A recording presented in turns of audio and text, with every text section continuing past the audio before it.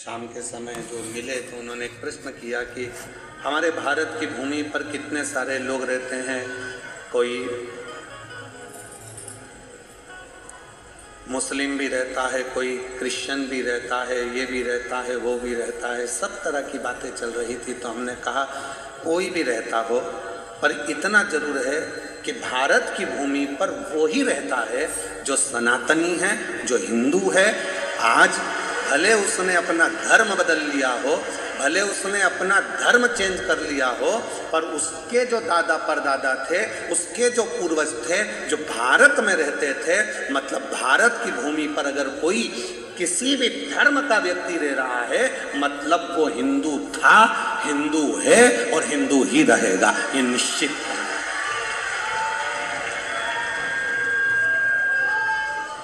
अब उसके नाम चेंज करने से क्या होता है?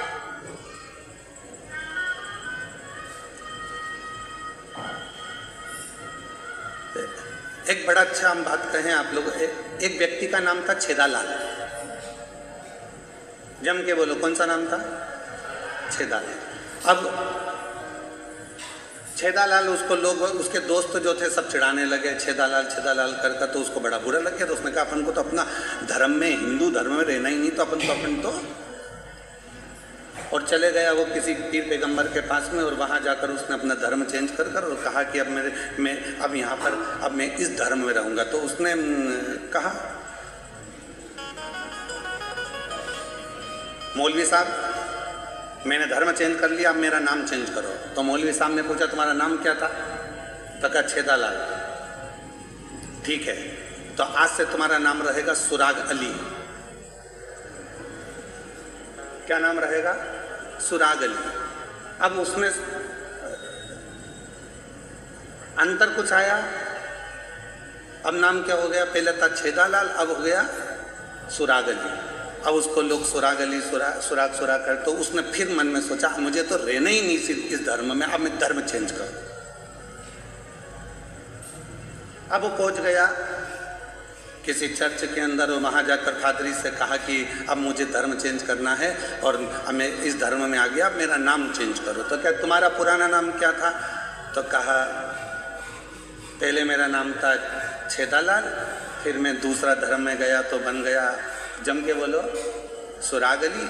अब कहा कि एक काम करो, तुम्हारा नाम अगर चेंज करना है तो मिस्टर हॉल।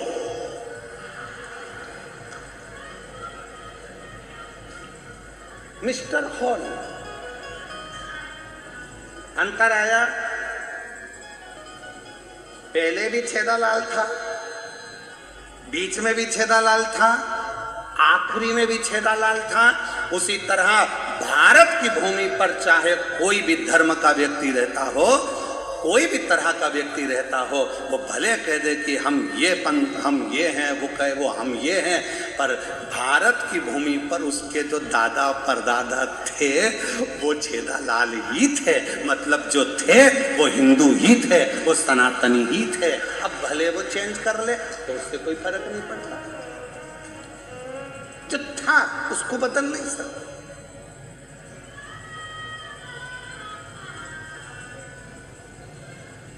हम सब इस भारत माता की संतान हैं। ये भारत माता, ये राष्ट्र हमारा है और हम इस राष्ट्र की औलाद हैं।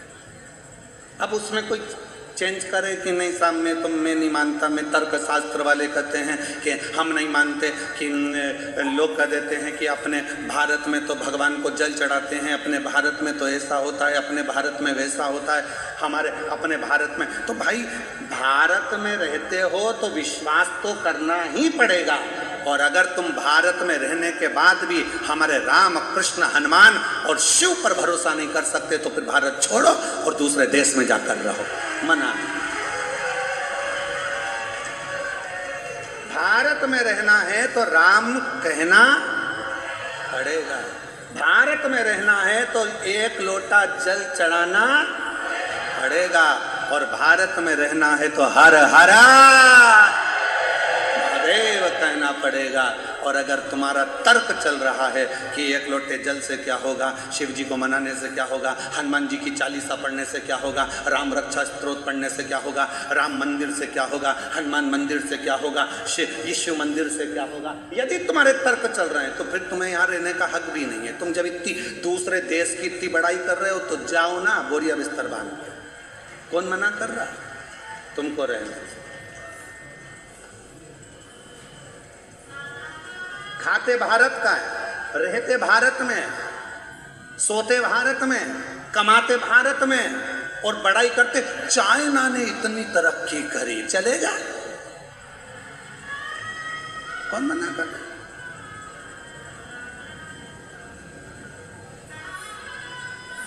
हर चंदन है इस देश की माटी, तपोभूमि हर ग्राम है, हर बाला देवी की प्रतिमा, बच्चा बच्चा राम है, इसके सेवी समर्पित। चंदन है इस देश की माटी, तपोभूमि हर ग्राम है, हर बाला देवी की प्रतिमा, बच्चा बच्चा।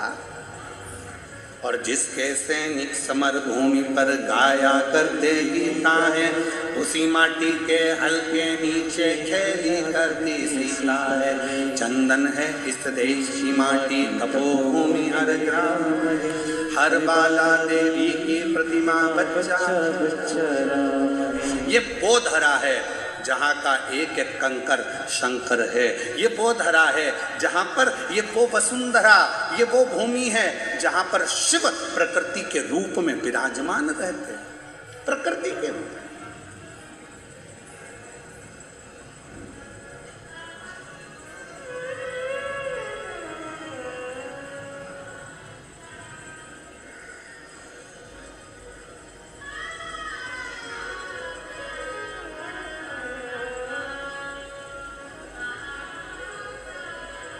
छोटू भाई, कल एक प्रश्न आया था, पत्र ज़्यादा है इसलिए हम उसको निकाल नहीं पाएंगे। उस प्रश्न में उन्होंने प्रश्न किया था कि शंकर भगवान ने सबसे पहले क्या दिया।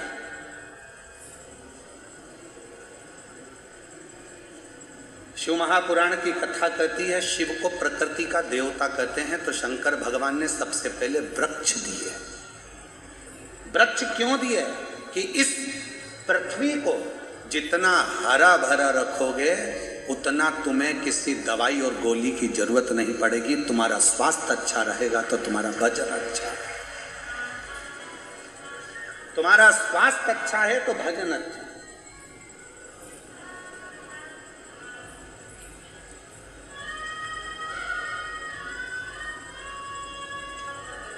और उठाओ शास्त्र हमारे, शंकर भगवान ने क्या दिया?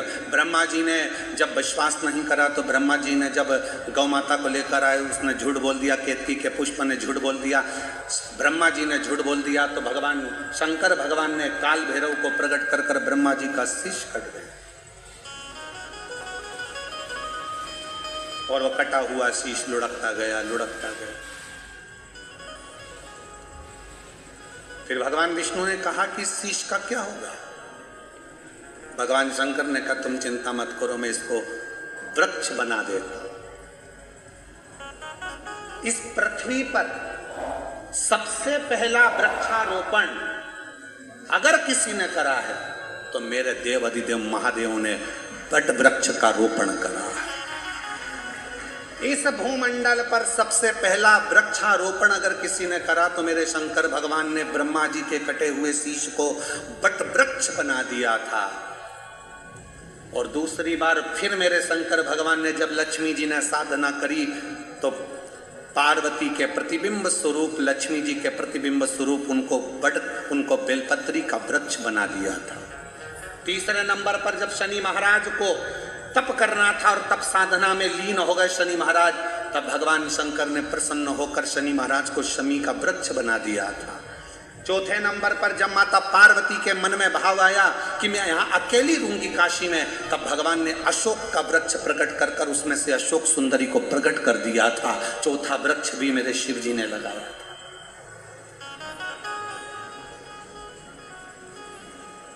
वट वृक्ष शिव जी ने लगाया, आम वृक्ष शिव जी ने लगाया, अशोक वृक्ष शिव जी ने लगाया, शमी वृक्ष शिव जी ने लगाया, बेलपत्र वृक्ष शिव जी ने लगाया, ये सारे वृक्ष भगवान शंकर जो प्रकृति के देवता हैं उन्होंने लगाया। इसलिए हम आपसे निवेदन करना चाहेंगे, आने वाले समय में फरवरी में जब महाशिवरात्रि का दिन हो, उस दिन प्रत्येक घर से एक एक वृक्षारोपण जरूर होना चाहिए। ग्रीन शिवरात्रि हमें मनाना है, ग्रीन शिवरात्रि।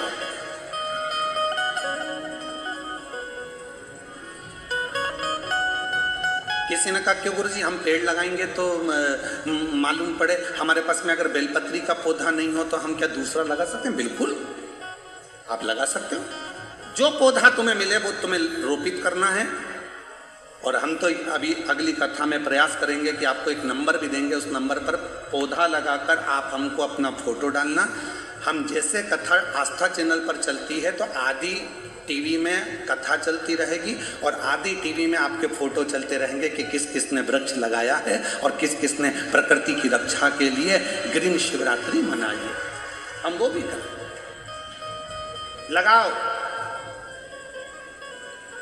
वृक्ष से हरी भरी कर दो इस वसुंधरा को।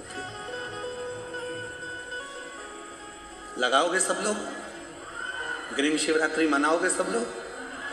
हाथ उठाओ जरा, सब लगाएंगे पक्का? और अकेले नहीं लगाना, अपनी अड़ोसन पड़ोसन और पीछे वाली धड़ोसन उसको भी कहना है कि एक पेड़ जरूर लगाना, ठीक है? पक्का? हर हर। इस ग्रीन शिवरात्रि को अभी आने वाले महीने में इस शिवरात्रि को ग्रीन शिवरात्रि मनाओ, पूरी वसुंधरा को हरी भरी कर दीजिए, हर जगह आनंद ही आनंद हो, प्रकृति पूरी खुश हो, सुगंधित हो, आनंदित हो। ये भाव रखें। कितना कृपा करता है शिव, कितनी।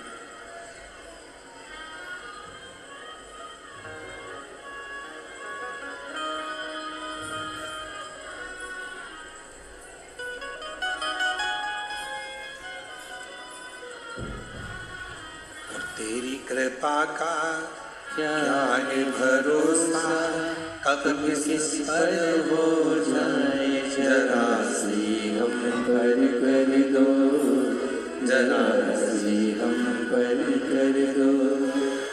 जिस पर भी हो गई तेरी कृपा करुणा हो, भव द्वार हुआ, भव पार हुआ। पापी हो चाहे कितना, उसका भी बाबा उद्धार हुआ, उद्धार हुआ। गिद्ध अजामिल कणिका जैसे तेरे मन को भाए, जरा सी हम पर कर दो, जरा सी हम पर कर दो। तेरी कृपा का क्या है भरोसा, कब किस पर हो जाए जरा सी हम पर कर दो, जरा सी हम पर कर दो। तो यहाँ कहा शिव पुराण ने हमें शिव की भक्ति में तर्क में नहीं फंसना, हमें तर्क में नहीं फंसना।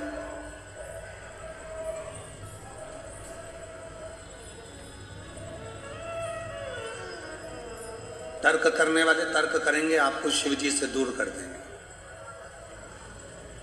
तर्क करने वाले तर्क करेंगे, आपको भगवान से दूर कर देंगे। क्यों हनुमान मंदिर जा रहे हो? क्यों राम जी के मंदिर में जा रहे हो? क्यों शिव जी के मंदिर में जा रहे हो? बहुत बहुत तर्क वालों के पास में कोई काम नहीं है, दिन भर बैठे बैठे तर्क ही करते रहते हैं।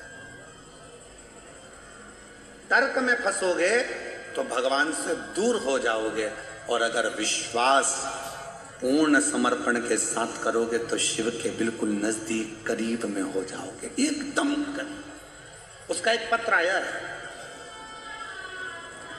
एक पत्र भेजा है किसी ने। प्रजापति मानसी राजकुमार, नवा नरोडा, अहमदाबाद, गुजरात से हैं। कहीं बैठी हो तो हाथ हिला सकती हैं। मेरा मोबाइल नंबर ये है, प्रजापति मानसी राजकुमार, नवा नरोडा, अहमदाबाद, गुजरात से आई हूँ। कहीं बैठी हों तो हाथ हिला सकती हैं। और एक बेलपत्र लेने के लिए आ सकते हैं। बोलबम का नारा है, बाबा एक सहारा। पत्र एलईडी पर चल रहा होगा, आप लोग साथ में पढ़ें। गुरुजी मेरा प्रणाम। नवा नरोड़ा अहमदाबाद गुजरात से आए। मेरे पिताजी को मुंह में गठान हो गई थी, जिसका चेकअप कराया तो उनकी रिपोर्ट दिनांक 18/12/2025 को आई, जिसमें कैंसर जैसी खतरनाक बीमारी बताई। तो यह सुनकर मेरा परिवार बहुत दुखी हो गया। तभी वह रिपोर्ट बड़े बड़े 3 से 4 डॉक्टर को दिखाई गई, जिसमें डॉक्टरों ने ऑपरेशन का बताया। पत्र पढ़ रहे हो आप लोग एलईडी पर? डॉक्टरों ने ऑपरेशन का बताया। 3 से 4 डॉक्टरों को दिखाया, जिसमें डॉक्टरों ने ऑपरेशन का बताया। तब गुरुजी मेरे टीवी पर आपकी मुंबई की कथा चालू थी। अभी मुंबई की कथा कब हुई? जम के तो बोलो। 28 तारीख को पूरी हुई है। 28 को पूरी हुई ना, दिसंबर महीने में। तो मुंबई की कथा चालू थी, जिसमें आपने 4 स्टेज के कैंसर का पत्र पढ़ा था। यह सुनकर मेरी मौसी और बुआ जी ने कहा कि तुम भी बाबा पर भरोसा करो, एक बार कुबरे भंडारी के दरवाजे पर चलो, कुबरेश्वर धाम चलो, वहाँ बाबा सबकी सुनता है, तो बाबा तुम्हारी भी सुनेगा। उसी ही दिनांक 26/12/2025 को सीहोर कुबरेश्वर धाम के लिए गए। वहाँ कंकर शंकर पूजन किया और मेरी माँ ने झोली पसार मांगा। एक रुद्राक्ष लेकर आए, उसे तांबे के लोटे में गलाकर सुबह बाबा पर जल चढ़ाकर एक बेलपत्र अपने पिताजी को दिया। तभी बाबा पर भरोसा करके सीहोर से आकर फिर दिनांक 29/12/2025 को वापिस रिपोर्ट करवाई और कहा बाबा सब आपके भरोसे है, बस मेरा बुरा वक्त इस बार टाल दीजिए, कृपा कर दीजिए। तब साल का आखिरी तारीख 31/12 को फाइनल रिजल्ट आया, जिसमें डॉक्टर ने रिपोर्ट जांच करी और बताया यह तो भगवान का चमत्कार है, इसमें कोई भी प्रकार का कैंसर की बीमारी का नाम भी नहीं है। यह चमत्कार बाबा का देखकर बहुत खुश हुए। अब कथा चल रही थी मुंबई में। दिसंबर महीने की 28 को कथा पूरी हुई। 18/12/2025 को इस व्यक्ति को कैंसर बताया गया। 3 से 4 डॉक्टरों को चेकअप कराया गया तो भी कैंसर निकला। ऑपरेशन की तारीख निकाल ली गई। उसके बाद मन में आया कि 4 स्टेज के कैंसर का पत्र स्टेज से पड़ा गया है मुंबई में। तो बुआ और मौसी ने कहा एक बार कुबरेश्वर धाम चलो, सीहोर चलो, वहाँ का रुद्राक्ष तो लाएं और लेकर आए। उसका जल शिव को चढ़ाना और 1 लोटे जल पर पूरा विश्वास करना। तर्क करते तो रह जाते, विश्वास करा तो कैंसर जैसी बीमारी भी समाप्त हो गई। ये विश्वास, इसको भरोसा कर। कैंसर की रिपोर्ट लगा रहे हैं साथ में कि वो कैंसर जो नील हुआ है उसकी रिपोर्ट भी लगाए। अब महाराज फिर निवेदन करें, आप उस पर विश्वास कितना करें, इस पर आप उस पर भरोसा कितना विश्वास है। इसलिए आप लोगों से कहते हैं कि संबंध, रिश्ता, नाता शिव से ऐसा जोड़, ऐसे दयालु नाथ से रिश्ता बनाइए।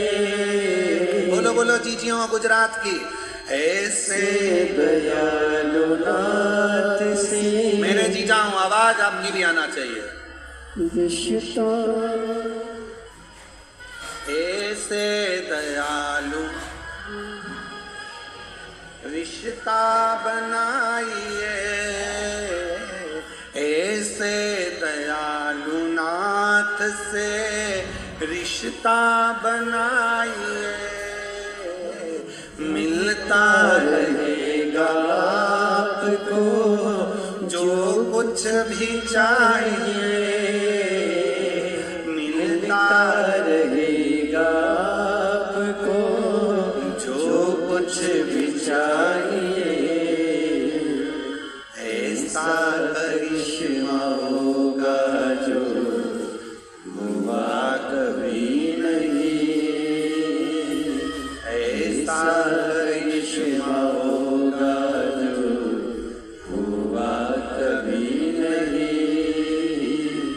मांगा है भोलेनाथ से वरदान एक ही, मांगा है भोलेनाथ से वरदान एक ही।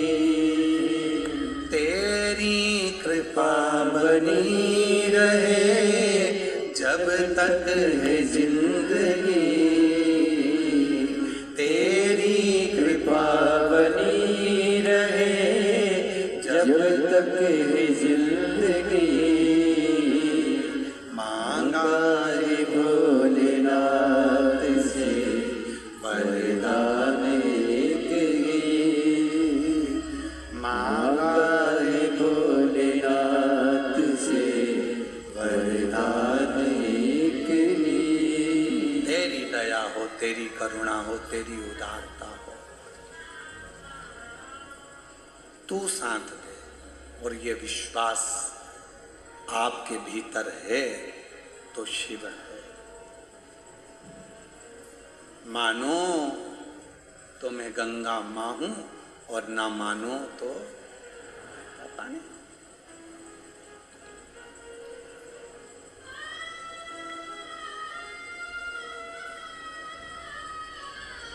आप में से कई माताएं, कई मेरी जीजियां, कई मेरे जीजा, कई मेरी बेटियां, कई मेरे बेटा, कई मेरे बुजुर्ग माता पिता देखने के लिए आते हैं। क्यों ऐसा होता है क्या कि कथा के पंडाल में बैठकर जो मांगो वो मिल जाता है? तो कई प्रैक्टिकल करने आते हैं। ऐसा होता है, होगा कब? जब पूरा विश्वास होगा, पूरा विश्वास। पूर्ण भरोसे के साथ जब आप परमात्मा से कुछ कहोगे उससे फिर अविश्वास आपके भीतर नहीं जाना चाहिए। फिर कोई तर्क आपके भी एक बद्रीनाथ कौन कौन गया है? हाथ उठाओ जरा जो बद्रीनाथ जी गए। सभी गए हैं?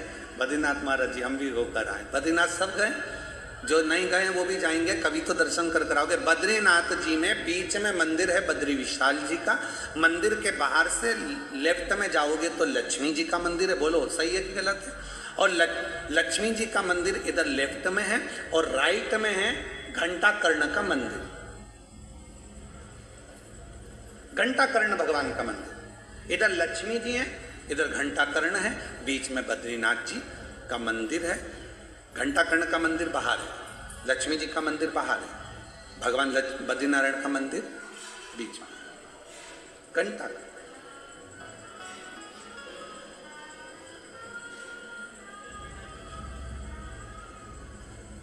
पूरी दुनिया में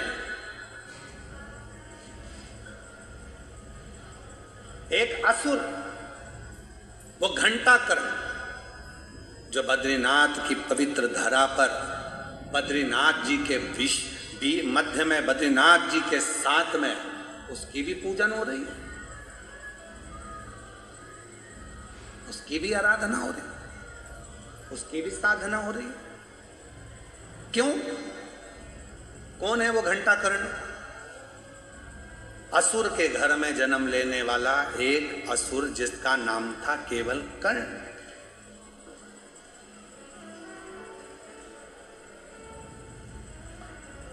थोड़ा सा केवल कर्ण,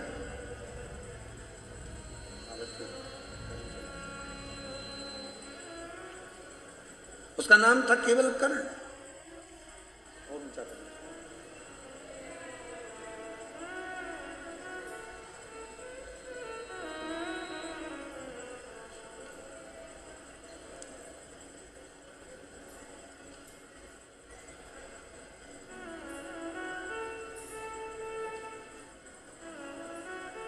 और वो कर्ण एक ऐसा असुर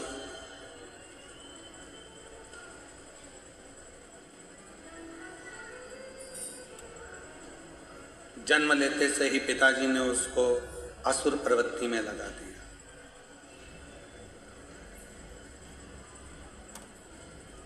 पर इस असुर की माँ जो थी वो बड़ी शिव की भक्त थी। पिताजी भले असुर प्रवृत्ति के थे पर माँ बड़ी भगवान की भगत थी। और देखो भगवान जोड़ी बड़ी सोच समझ कर बनाता है, बहुत विचार कर कर मेरे शिव जी जोड़ी बनाते हैं।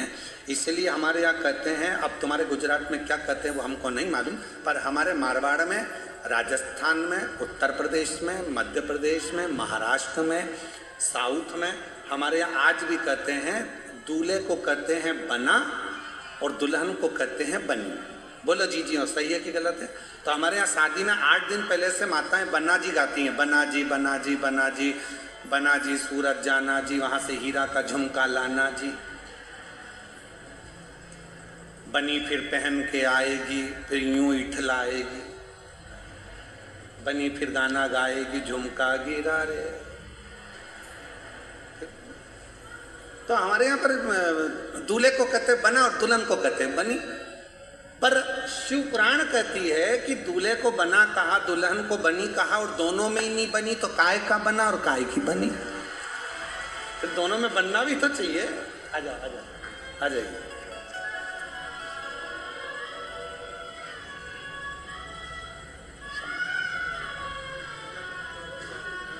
रोते नहीं, अब खुश हो, रोते नहीं, अब तो ठीक हो गया, इनको हो गया, अब ठीक है।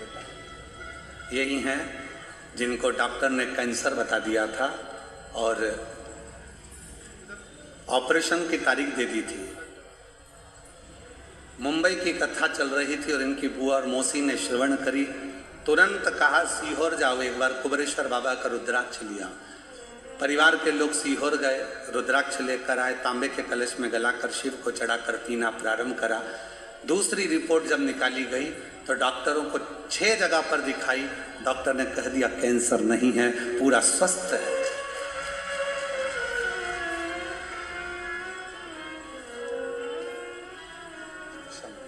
रोते नहीं, खुश हो, अब प्रसन्न होकर जाओ। हैं आँख के आंसू पोछो, आंसू पोछो, पहले आंसू पोछो, अच्छे से जाओ। रोते नहीं बेटी, अब रोना नहीं, आंखों आंसू पोछो, खुश हो, आंसू पोछ, आंसू पोछ, पहले आंसू पोछ, जल्दी से आंसू पोछ, आंसू।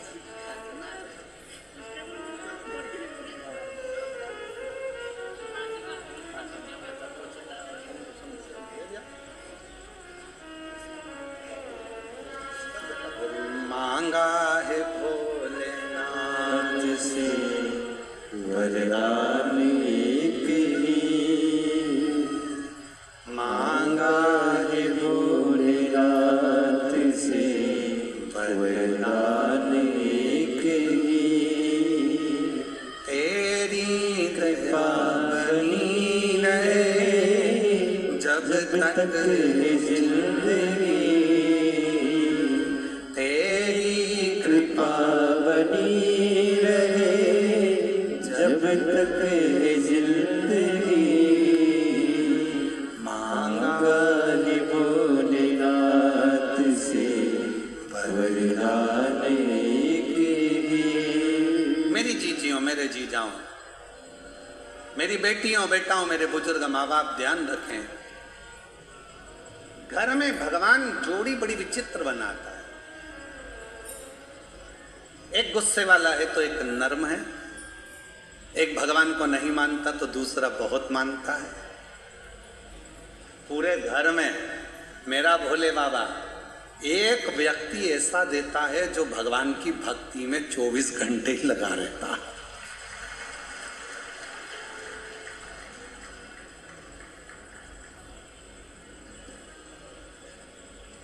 भगवान की अविरल भक्ति में लगा रहता है, भगवान की भक्ति में दिन रात लगा रहता है, दिन रात।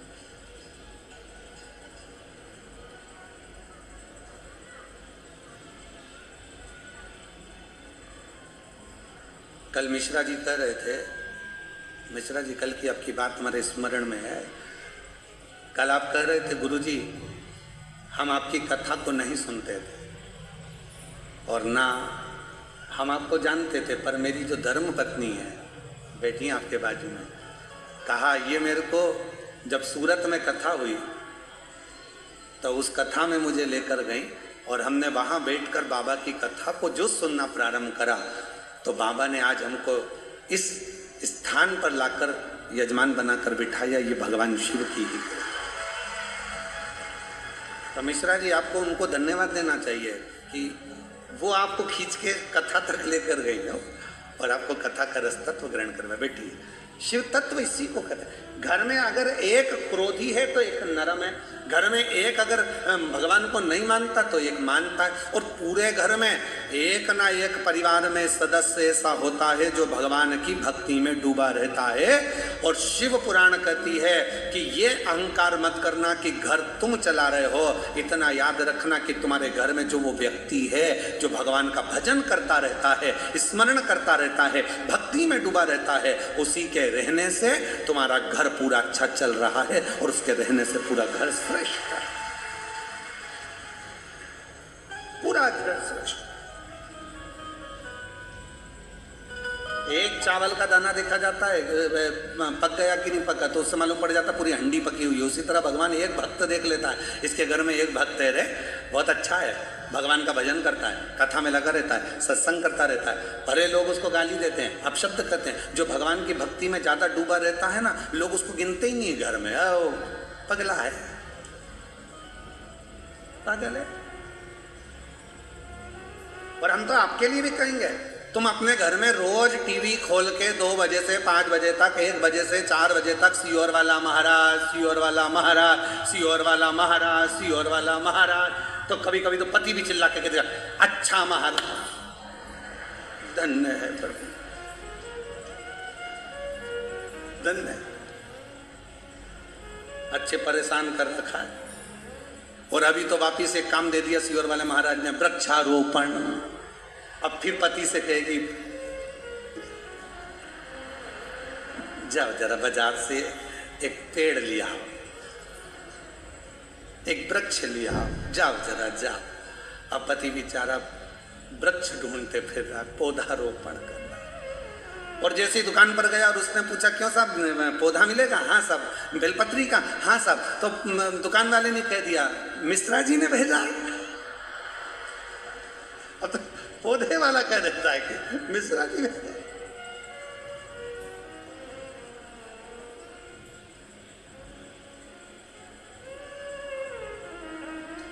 उसकी कृपा।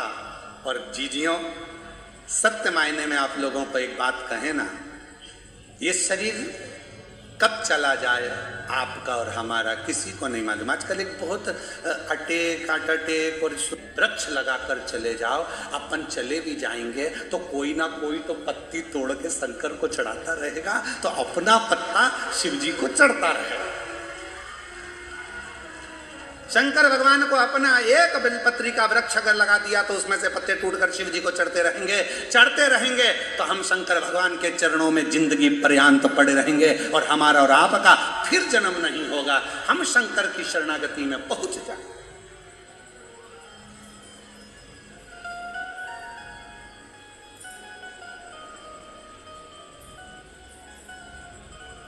वो हमारे हम जिस मार्ग में है, पुष्टि मार्ग में, हमारे वल्लभ कुल में एक बड़ा सुंदर पद गाया जाता है, भरोसो दृढ़इन चरणन केरो, भरोसो दृढ़इन चरणन को, भरोसो दृढ़इन चरणन को, भरोसो दृढ़इन चरणन को।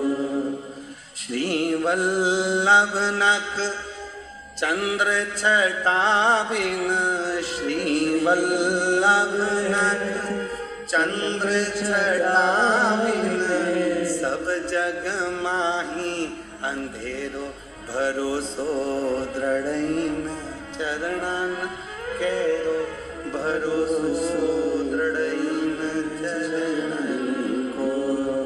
मतलब भगवान के चरणों में जब प्रीति बढ़े तो सुख अपने आप बढ़ता है, अपने आप।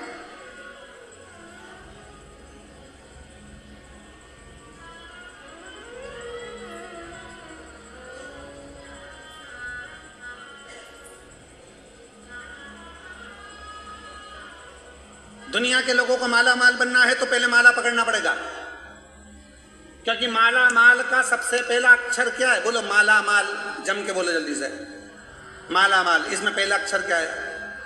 माला, फिर माल। पर आज का आदमी समझता है कि माल पहले माला बाद में, तो भगवान कह रहे नहीं, माला माल मतलब पहले पकड़ना पड़ेगी माला, फिर आएगा माल। अब तुम माला को छोड़ दी और माल के पीछे भाग रहे हो तो ना माला हाथ लगी ना माला। तो इसलिए श्री शिवाय नमस्तुभ्यम तो कहना पड़ेगा, और श्री शिवाय नमस्तुभ्यम तुम्हारे मुख से निकलना चालू हो गया। काम करते करते भी श्री शिवाय नमस्तुभ्यम निकलना प्रारंभ हो गया। भगवान का मंत्र जाप तुम्हारे मुख से निकलना प्रारंभ हो गया। ये जिह्वा से तुम जब भगवान का नाम लेना चालू कर देती हो तो भगवान भव सागर से अपने आप पार करना प्रारंभ कर देता है। संपदा वैभव सत्ता सब कुछ देना प्रारंभ कर देता है। नदी से पार होना है तो हाथ चलाना पड़ेगा। अरे बोलो तो जम के, नदी से पार होना है तो हाथ चलाना पड़ेगा, पांव चलाना पड़ेगा, तैरना आना पड़ेगा। और अगर भव सागर से पार उतरना है तो यहाँ हाथ चलाने की और पांव चलाने की जरूरत नहीं है, जीवान चलाना पड़ेगी। श्री शिवाय नमस्तुभ्यम, राम राम कृष्ण नाम शिव नाम जपना पड़ेगा। जीवान चलेगी, भगवत भजन चलेगा, स्मरण चलेगा, मंत्र जाप चलेगा, भव सागर से पार उतर जाओ।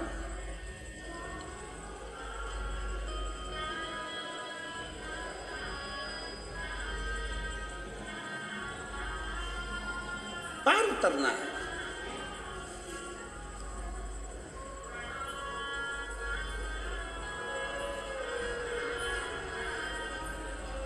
अगर भवसागर से पार उतरना है तो बस मंत्र जाप जपना पड़ेगा। श्री शिवाय नमस्तुभ्यम, श्री शिवाय नमस्तुभ्यम, श्री शिवाय नमस्तुभ्यम, श्री शिवाय नमस्तुभ्यम, श्री शिवाय नमस्तुभ्यम। मंत्र जपते रहते, जीवान चलेगी, जिह्वा चलेगी, मंत्र जाप होगा, अपने आप पार उतर जाओगे।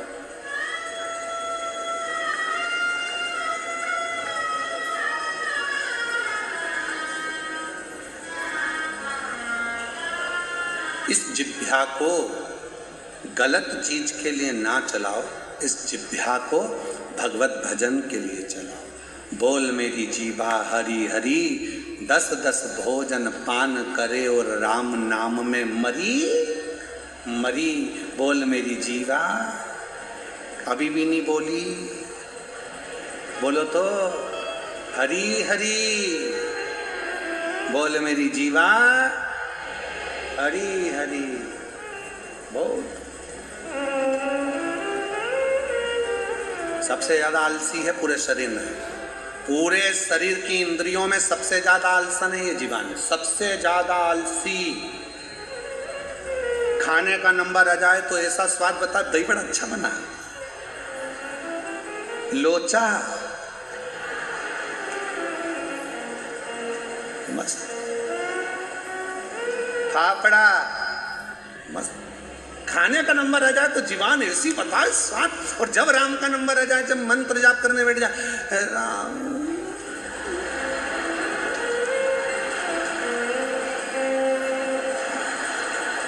ये पड़ोसन ने उठाया, उठ जा उठ जा उठ जा, सो रही है।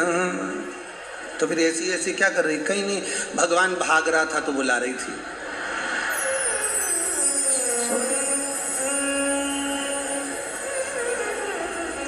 अरे पापीड़ा मुख से राम नहीं निकले, राम नहीं निकले रे श्याम नहीं निकले। वो कहीं जाने हरि भजना में, और जीवन गवाए दियो सजना में। और गुरु जी ने जानी एक माला दे दी, माला धरी आई चूल्हा में। वो कहीं जाने हरि भजना में, पापीड़ा मुख से राम नहीं निकले, राम नहीं निकले रे श्याम नहीं निकले। वो काई जाने हरि भजना में और जीवन गवाए दिया सजना में। पूरा जीवन सजने में निकाल दिया, भजन तो हुआ ही नहीं।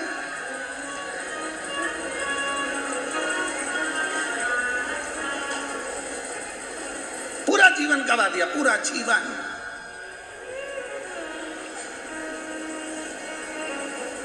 एक जगह स्थिर लेकर नहीं बैठ, हमें तो समझ में नहीं आता लोग ब्यूटी पार्लर में इतने घंटे तक कैसे बैठ जाते हैं। मेरी जीजियां पार्लर जाती है तो ककड़ी धर के यहां बैठ जाती है और यहां पोत पोता के बिठा दे, ना पांव हिले ना हाथ हिले। बाजू वाली कितनी भी बोले तो भी नहीं बोलेगी, क्योंकि पार्लर वाली ने कहा बोलना मत, इस सल पड़ जाएंगे। एक जैसी बैठी है, मोबाइल आएगा तो भी नहीं उठाएगी, हिलना मती। मच्छर भी काट रहा है तो हिलना नहीं। और कथा में 25 बार मोबाइल आया तो भी उठा लिया और फिर आखिरी में लिख के भेज दिया बिजी हूं, बाद में बात करूंगा। अच्छा, और बचा कुचा था तो पूरी कथा में अभी भी मन नहीं लगा तो 3-4 बार तो पूरा ध्यान दिया, कथा में मन नहीं गया, कौन आया कौन गया, पूरा ध्यान गया। अरे पापीड़ा रामुख से राम नहीं निकले, राम नहीं निकले, श्याम नहीं निकले, वो कहीं जाने हरि भजना में और जीवन गवाए दियो सजना, पूरी जिंदगी गवाए। अब सोचे तो क्या सोचे, क्या विचार। अरे भाई बड़ी मुश्किल से सूरत में कथा आती है, गुजरात में बहुत, छत्तीसगढ़ होती है, महाराष्ट्र होती है, मध्य प्रदेश होती है, राजस्थान होती है, हरियाणा होती है, पंजाब होती है, पर राजस्थान सब दूर होती है। पर ये यहाँ गुजरात में थोड़ा पहुँचने में कथा को टाइम लगता है। और तुम तो किस्मत वाले हो, भाग्यशाली।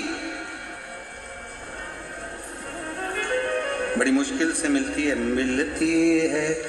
भोलेनाथ की कथा, कभी कभी होती है अपने भाग्य से शिव पुराण, कभी कभी। ये बड़ी मुश्किल से मिलती है, बहुत मुश्किल। अब असुर, और असुर का बेटा असुर कर्ण, उसका नाम रख दिया। माँ धर्मात्मा थी। ये भगवान की बड़ी कृपा होती है जो घर में एक सदस्य को परमात्मा धर्मात्मा उत्पन्न कर देता है। या पति गुस्से वाला है, पत्नी को नम्र कर देगा, या पत्नी अगर भगवत भजन वाली है तो पति भजन नहीं कर रहा है, या पति भजन कर रहा है तो पत्नी नहीं कर रही है, बेटा कर रहा है, बहू कर रही, कोई ना कोई घर का एक सदस्य भगवत भजन में लगने वाला होता है। और वो शिव महापुराण की कथा कर रही है, भगवान का पवित्र चरित्र कर रहा है कि एक भाव के साथ जब हम भगवान शंकर की विरल भक्ति करते हैं तो बाबा उसको स्वीकार करता है। माँ भगवान की भक्ति में लग गई। अब उसने सोचा मेरा बेटा तो असुर प्रवृत्ति का हो रहा है, पर मेरे बेटे को मैं थोड़ा ना थोड़ा शंकर की भक्ति में लगाऊंगी। तो माँ क्या करती, जब बेटा छोटा था तो उसके हाथ में पूजन का सामान दे देती और कहती चल मंदिर तक मुझे लेकर चल, चल मंदिर में सामान रखकर तू खेलने चले जा।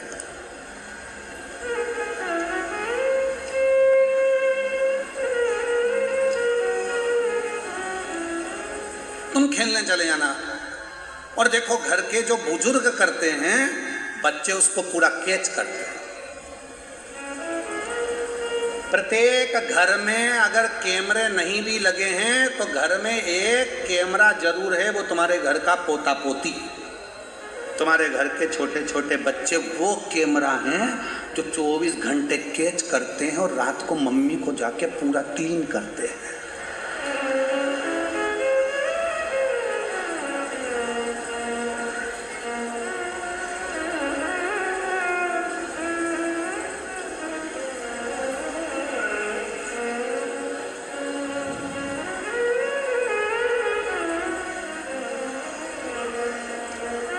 एक छोटा सा बच्चा अपनी दादी की गोद में जाकर बैठ गया और दादी की गोद में जाकर बैठकर बोला, दादी ओ दादी।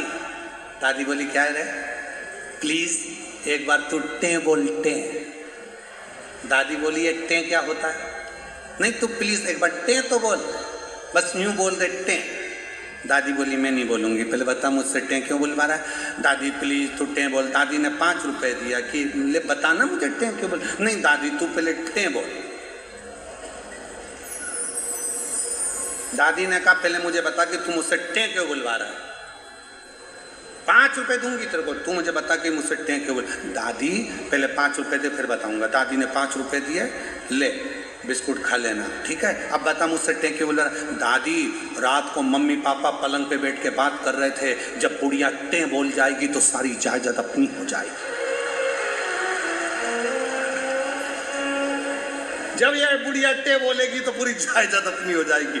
इतने में दादी ने एक धड़के दिया, बता मेरे मरने की प्लानिंग कर रहा है।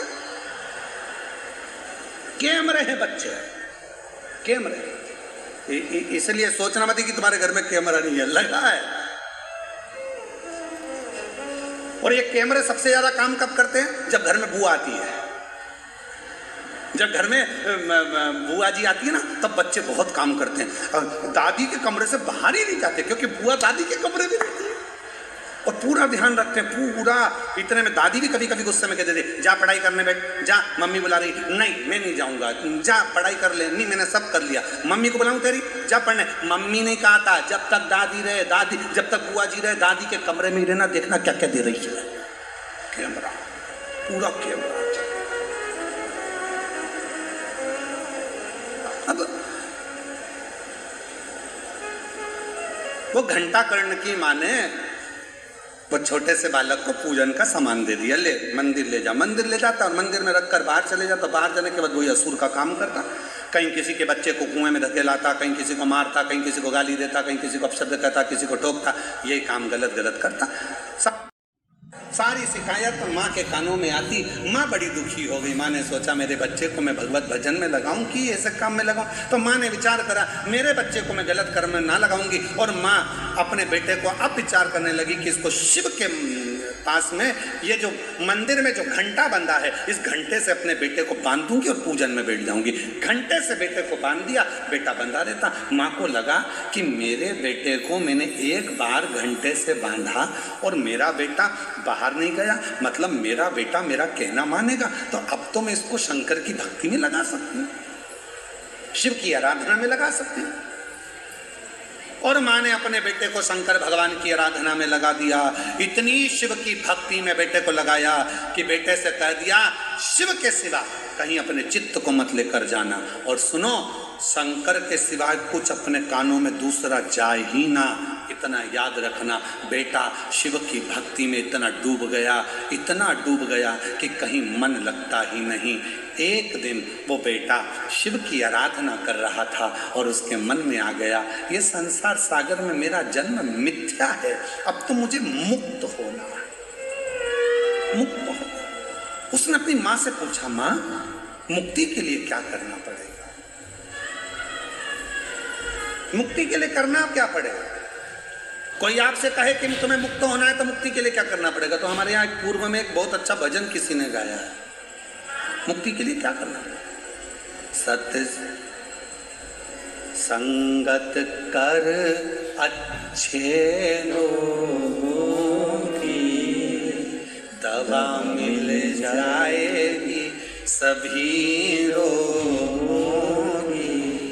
संगत कर अच्छे लोगों की, दवा मिल जाए सभी रोगों की।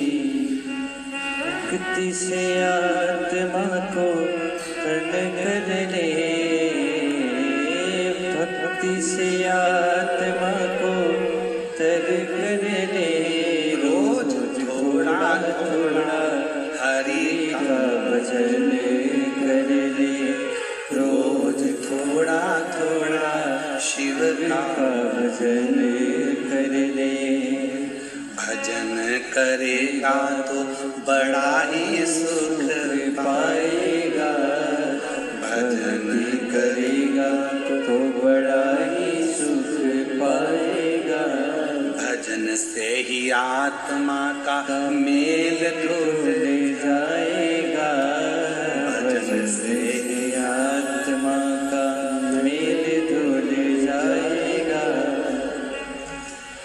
बस ये स्मरण। तो माँ ने कहा कि तू क्या चाहता है? मुझे मुक्ति चाहिए। तो का सत्संग कर। अब माँ ने कहा था शंकर की कथा के सिवा, शंकर के भजन के सिवा, शंकर के स्मरण के सिवा, शंकर की भक्ति के सिवा कुछ मत सुनना। और माँ ने कह दिया सत्संग कर। चले गया एक प्रवचन में जाकर बैठ गया वो कर्ण, और जो कर्ण सत्संग में जाकर बैठा और वहाँ पर शंकर जी की चर्चा चालू हुई। इसको बड़ी प्रसन्नता। शिव जी की चर्चा होने के बाद में जैसे ही दूसरी चर्चा चालू हुई और कर्ण ने अपने कानों को दबाया और भाग गया। शंकर के सिवा कुछ भी, शिव के सिवा कहीं दिल ना लगाना, शिव के सिवा कहीं दिल ना लगाना। मन नहीं लग रहा। एक पत्र है, अच्छा है, देखो।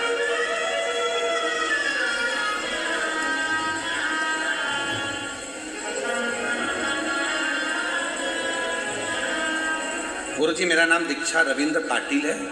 मैं सुभाष नगर सूरत की रहने वाली हूँ। कहीं बैठी हो तो हाथ हिला सकती हैं। दीक्षा रविंद्र पाटिल, सुभाष नगर सूरत की रहने वाली हूँ। मेरी शादी को 6 साल हो गए थे, संतान नहीं थी। डॉक्टर ने कह दिया था कि संतान का सुख नहीं आएगा। हम लोग हिम्मत हार गए। तब हमने, जब आंखों से आंसू बहता, तब किसी ने एक बार हमें बताया कि शिव के मंदिर में जल चढ़ाओ, पशुपति व्रत करो, सफेद आंकड़े की जड़ का उपाय करो। तब हमने पहली बार सफेद आंकड़े की जड़ का उपाय करना चालू किया। गुरुजी, 4 बार पशुपति व्रत, 4 बार सफेद आंकड़े की जड़ करने के बाद गर्भ रुका नहीं, तब भी मन में शिव के प्रति भरोसा पूरा केंद्रित रहा। फिर हमने वापिस भरोसा शिव पर करा और शंकर जी के मंदिर में फिर जाकर सफेद आंकड़े की जड़ और पशुपति व्रत किया। 4 पंडाल में कथा श्रवण करी और बाबा की कृपा से वहाँ की मिट्टी को अपने गर्भ पर लगाया। और आज बाबा की कृपा से मेरे घर में संतान की प्राप्ति हो गई। मैं बाबा को यहाँ प्रणाम करने के लिए आई हूँ। कहीं बैठी हो तो आ सकती हैं। अगला पत्र है,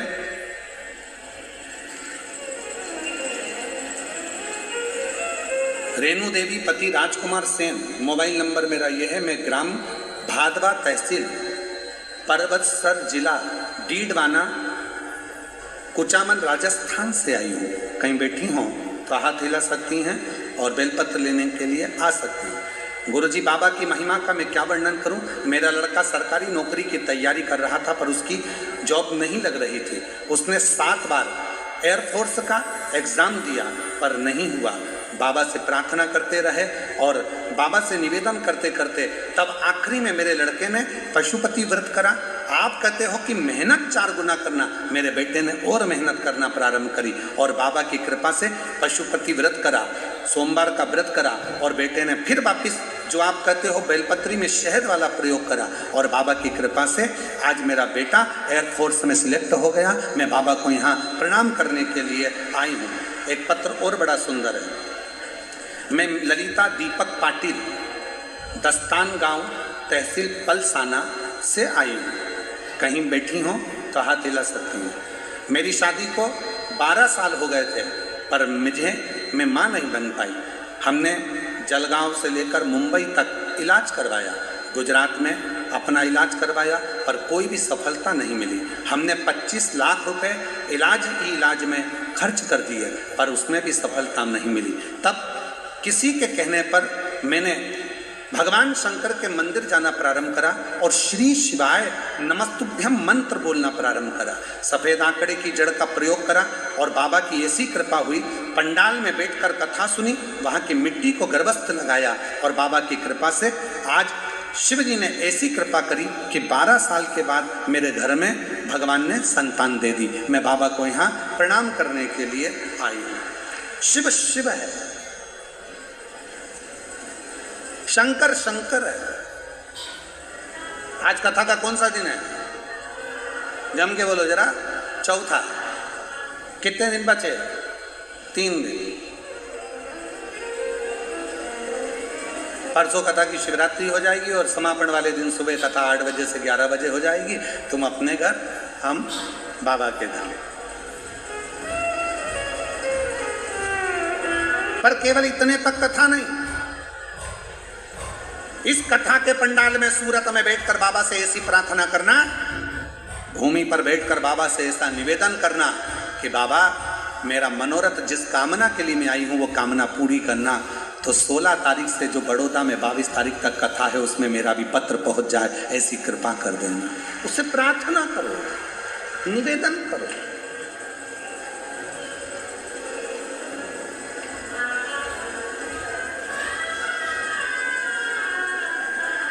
और शिव के सिवा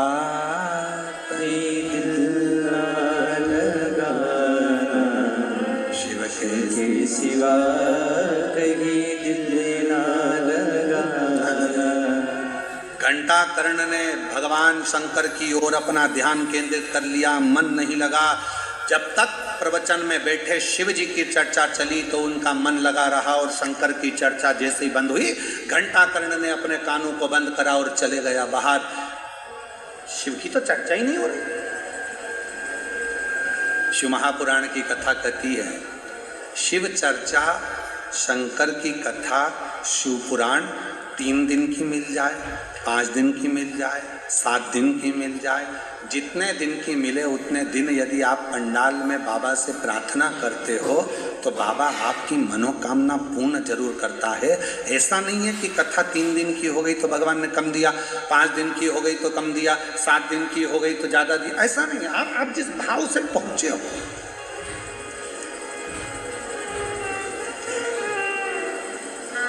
डबरा मध्य प्रदेश में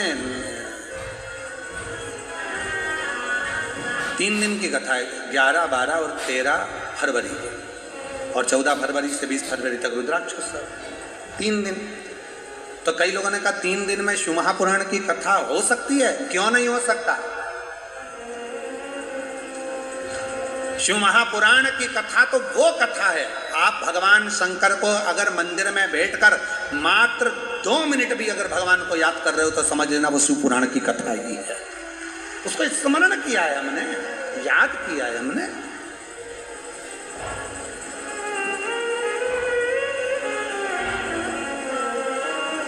तुम जहां बैठकर उसको याद करोगे वो तुम्हारे दुख मिटाने के लिए तैयार बैठा है। और उसको याद कब किया जाता है? जब तकलीफ में व्यक्ति होता है तभी तो परमात्मा के द्वार जाता है। वो एक फिल्म का एक बहुत अच्छा एक लाइन है, एक अच्छी लाइन है, वो आप लोग वो हम पहले भी एक बार गुनगुनाए।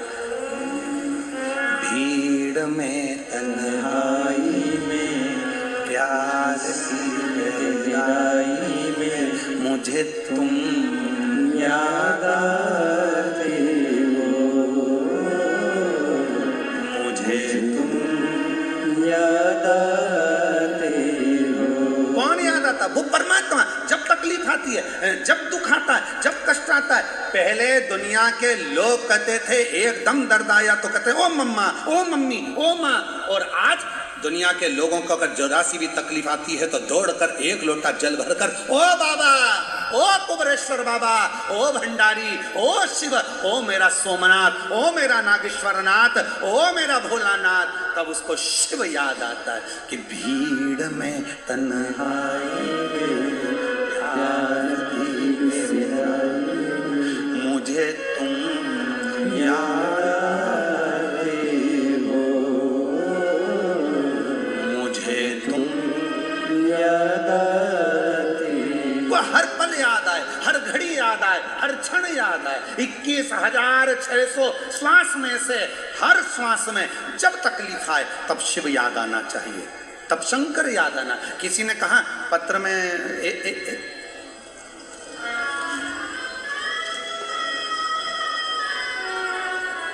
छोटू भाई एक पत्र में एक बात लिखी बड़ी सुंदर। गुरुजी पत्र पढ़िएगा जरा, आप भी पढ़ो। गुरुदेव चरणों को कोटि कोटि प्रणाम, केम छो मजामा।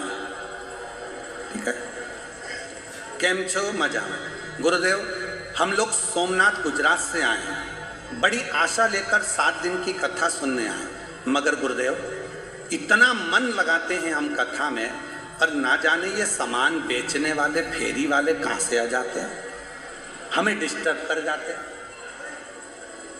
लाइन लिखिए छोटू भाई तुम्हारे।